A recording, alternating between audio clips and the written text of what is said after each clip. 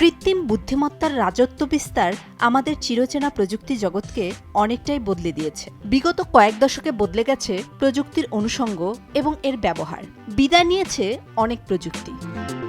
Spotify আসার আগে music জগতে বিপ্লব ঘটানো কোনো প্রযুক্তির নাম ভাবলেই আগে মনে আসে আইপডের নাম। 2001 সালে স্টিভ জবসের তত্ত্বাবধানে অ্যাপল বাজারে আনে আইপড। সঠিক মার্কেটিং, আকর্ষণীয় ডিজাইন আর বেশি স্টোরেজ সুবিধার ফলে প্রতিদ্বন্দ্বী অনেক মিউজিক ডিভাইসের থেকে অনেক বেশি জনপ্রিয়তা পায় এই ডিভাইস। মিউজিকের নতুন এক ইতিহাস রচনা করে গেলেও 2007 সালে অ্যাপল আইফোন বাজারে আনার পরই জনপ্রিয়তা কমতে থাকে ডিভাইসটির।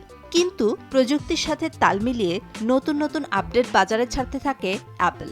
তবে 2022 সালের মে মাসে প্রতিষ্ঠানটি অফিসিয়ালি আইপড তৈরি বন্ধের ঘোষণা দেয়। আইপডের সর্বশেষ ভার্সনটি ছিল আইপড টাচ। গেমিং জগতে প্লে স্টেশন বা এক্সবক্সের পর নতুন এক দিগন্ত উন্মোচন করেছিল গুগল। 2019 সালে গুগল বাজারে আনে স্টাডিয়া। ক্লাউড গেমিং সার্ভিসের মাধ্যমে যে কোনো ডিভাইসে একই গেম একই অ্যাকাউন্ট থেকে খেলার সুবিধা পাওয়া যেত এই প্রযুক্তিতে। কিন্তু গেমিং মার্কেটের হিসেব কষতে সামান্য গরমিল হয়েছিল গুগলের। গুগল গেমারদের ভবিষ্যৎ গেমিংয়ের যে স্বপ্ন দেখিয়েছিল, ব্যবহারকারীদের ক্ষেত্রে তার উল্টো চিত্র দেখা গেছে। মোবাইল এবং পিসিতে ভালো পারফরমেন্স দেখালেও স্টাডিয়াকে বেস্ট ফিটিং হিসেবে দেখেননি গেমাররা। গুগলের স্টাডিয়া সরিয়ে ফেলার অন্যতম কারণ গেমিং ইন্ডাস্ট্রিতে গুগলের সবচেয়ে বড় প্রতিদ্বন্দ্বী মাইক্রোসফট। গেমিং ইন্ডাস্ট্রিতে মাইক্রোসফটের তুলনায় গুগল একেবারেই নতুন। 2022 সালের শুরুতে অফিসিয়ালি এই প্রযুক্তি ডেভেলপমেন্ট বন্ধ ঘোষণা করে গুগল। পাশাপাশি ব্যবহারকারীদের রিফান্ডের ঘোষণাও দেয় প্রতিষ্ঠানটি।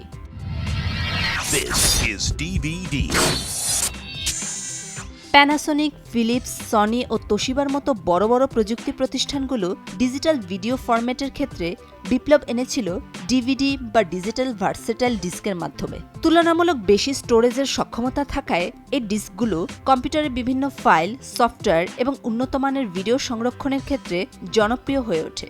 দ্রুতগতির ইন্টারনেট, ভিডিও স্ট্রিমিং প্রযুক্তি এবং ব্লুরের মতো অন্যান্য উচ্চ ক্ষমতাসম্পন্ন ফরম্যাট বাজারে আসার পর ধীরে ধীরে বিলুপ্ত হয়ে যায় ডিভিডি।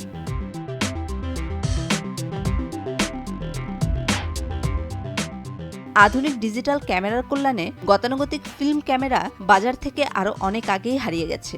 এখন আর ছবি তোলার জন্য কাউকে রিলের ওপর নির্ভর করতে হয় না, পাড়ার দোকানেও দৌড়াতে হয় না। স্মার্টফোনের ক্যামেরা দিয়েই চমৎকার সব ছবি তোলা যায়। তবে কিছু পেশাদার ফটোগ্রাফার শখের বশে এখনও নান্দনিক ছবি তোলার উদ্দেশ্যে ফিল্ম ক্যামেরা ব্যবহার করেন।